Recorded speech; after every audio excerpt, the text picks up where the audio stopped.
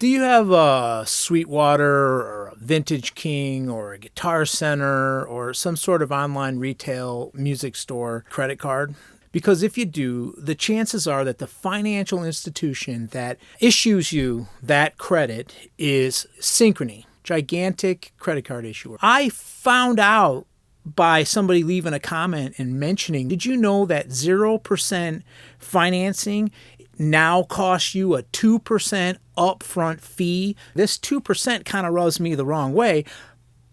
Partly because you can look and see that this bank, Synchrony, and Sweetwater and all the other parties involved that made the agreement to then turn around and sell you some sort of a financing deal, they've all been making higher and higher profits as the years gone by. They aren't losing money. Their money isn't going backwards. Every year they're making 10, 15, 16% more than they made the year before. And now they tack this 2% on there. Why? Because they can. 2%, sure, so it's $10 if I'm buying something that costs $500. It's not the money, it's the principle. Don't ever let anybody tell you, oh, it's only $10. It's not worth worrying about. $10 is not a big deal in a singular event, right?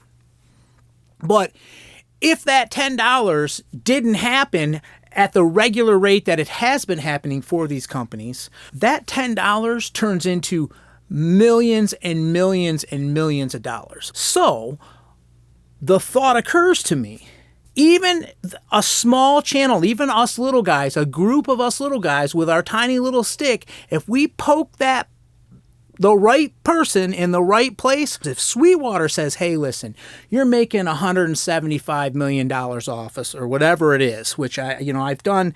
I spent a lot of time with a calculator and just kind of working some numbers out. And I know that it's a very large amount of money that Synchrony collects through Sweetwater sales, okay?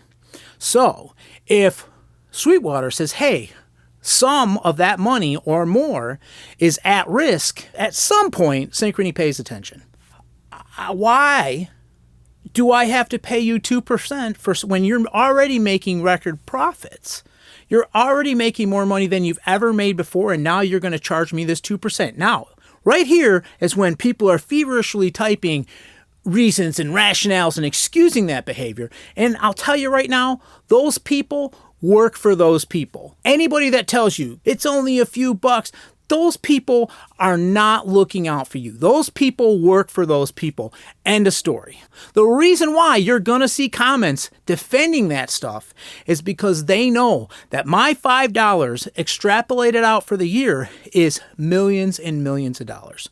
If all of us were to change our buying habits. So here's what I propose. I'm going to stop using my card the way I have. For a long time now, I've used my Sweetwater card to buy everything. So if I need guitar strings and this or that, and it's going to be $38, I don't have them debited out of my account. I don't pay with my normal card. I just put it on the credit card and I pay the bill off before the end of the month, which is the normal way that people use credit. However, I'm going to put a moratorium and I'm not going to put anything else on that card. I'm going to work hard to pay that card off as fast as I possibly can.